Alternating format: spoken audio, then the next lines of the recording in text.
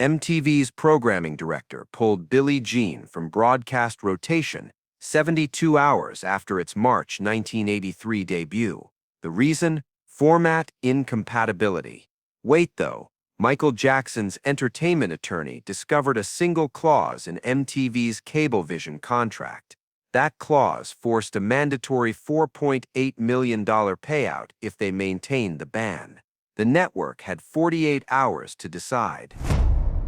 The rejection letter reached Epic Records on March 5, 1983. Les Garland, MTV's senior vice president, signed it personally.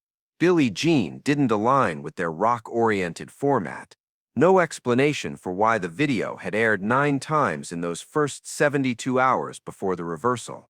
Michael Jackson was in Los Angeles when his manager called. He'd spent 2 months with director Steve Barron on the video, personally funding costs when Epic's budget ran short. The final cut cost $137,000. CBS Records president Walter Yetnikoff made 3 calls that afternoon. The third reached John Branca. Branca had been Michael's attorney for 2 years. His background included 3 years at a corporate law firm reviewing cable television agreements. When Yetnikoff explained MTV's position, Branca asked for 48 hours. He had a theory about the network's vulnerability. MTV launched August 1, 1981. Their business depended on cable operators carrying their channel. Cablevision held contracts covering 12 million households in New York, MTV's most valuable market. Branca's former colleagues had worked on those agreements. He remembered anti-discrimination clauses the operators demanded. Notice MTV's position. They claimed Billie Jean violated their rock format, yet they'd aired Prince, Eddie Grant, and Musical Youth, all black artists, in previous months. Light rotation, but present. Their format argument had a documented flaw. Branca located the Cablevision contract through a legal contact, 217 pages. He went to Section 14, subsection C, non-discrimination in programming practices. The clause specified MTV couldn't systematically exclude content based on race. If Cablevision received complaints suggesting discrimination, they could review. If credible evidence existed, 2 penalties applied. First, $4.8 million to Cablevision. Second, possible termination with 90 days' notice. New York council members had pressured cable operators in 1981 to ensure programming diversity. Cablevision protected themselves with this clause. MTV signed without negotiation. They needed New York too badly. Branca documented MTV's programming patterns. August 1981 to March 1983, 4,300 videos aired. Fewer than 20 featured black artists. Meanwhile, black artists held 30% of Billboard's top 100 chart. The statistical disparity was clear. He contacted Cablevision's general counsel. No threats, just a request to discuss potential viewer concerns regarding programming practices. Careful phrasing. Cablevision agreed to meet within 72 hours. March 9, 1983. Branca brought programming statistics, subscriber letters questioning MTV's practices, interview transcripts where MTV executives stated their format excluded certain styles. He didn't invoke Section 14 explicitly. Cablevision's attorneys saw the exposure immediately. That afternoon, Cablevision called MTV. The conversation lasted 17 minutes. Cablevision opened a formal review under Section 14. The review would take 14 days to complete. If evidence supported discrimination claims, the penalty would activate automatically. MTV's executive team met that evening. Les Garland argued for maintaining format. Bob Pittman, co-founder, saw different mathematics. $4.8 million represented 11% of 1983 projected revenue. Worse, losing Cablevision eliminated New York entirely. That meant 18% of advertising income gone. Remember timing. Grammy Awards scheduled February 23. Billie Jean nominated Record of the Year.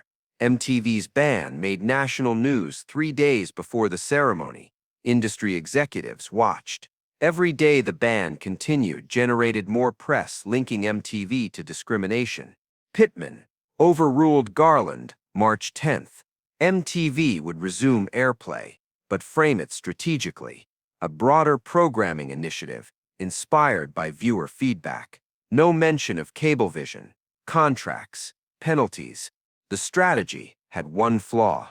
Michael wanted primetime placement, MTV's compromise, medium rotation, 12 to 15 daily airings, mostly daytime and late night. Technically, on MTV, minimal impact. Branca recognized tokenism. He called Cablevision again. Did 12 daily airings constitute inclusion or cosmetic compliance? If MTV relegated black artists to off-peak while maintaining white artists in prime time, did that violate Section 14's intent? Cablevision suggested an independent media analyst to review scheduling, compare airplay patterns for black versus white artists, controlling for chart performance and production quality. If analysis showed timing disparities, they'd continue the review despite resumed airplay. Listen to what the numbers meant. Prime hours, 7 p.m. to 11 p.m. Eastern, generated 63% of viewership. Those same hours commanded the highest advertising rates. MTV had sold themselves as rock reaching suburban white teenagers. Diversifying primetime would require renegotiating those advertising relationships. MTV's board met March 12th. The discussion lasted 4 hours. They faced two scenarios: fight and risk penalty plus Cablevision loss, or concede primetime placement. They chose concession, but they timed it carefully. March 15th, 4 days before Grammys, they announced heavy rotation for Billie Jean in all slots. They framed it as natural evolution, citing innovative visual storytelling. No mention of pressure. March 16th, 26 airings, 7 during prime hours. By March 23rd, 3 more black artists added to heavy rotation: Prince, Eddie Grant, Musical Youth. The shift happened fast enough to seem proactive. But notice what it represented. MTV hadn't embraced diversity. They'd calculated that excluding black artists threatened their business more than including them. The decision was financial, not ideological. Branca identified the clause that made exclusion more expensive than inclusion. Billie Jean won Best Male R&B Vocal February 23rd, but real impact played out over 18 months. Thriller premiered December 1983. Prince's When Doves Cry dominated 1984. By 1985, MTV abandoned rock format entirely, rebranding as music television. Transformation changed industry economics. Pre-Billie Jean, labels invested minimal budgets in black artist videos because MTV wouldn't air them. Post-shift, budgets increased across genres. Funding created opportunities for black directors, choreographers, production teams locked out before. Cablevision never completed their Section 14 review. MTV's programming expansion closed the investigation. The $4.8 million penalty was never invoked. MTV never acknowledged that financial exposure motivated their changes. John Branca received no public credit. Entertainment attorneys don't seek attention. Work is most effective invisible. But industry insiders understood. When other black artists faced discrimination later, their teams consulted Branca about contract leverage strategies. The case demonstrated something about systemic change. Cultural barriers don't fall because institutions develop better values. They fall when maintaining barriers becomes more expensive.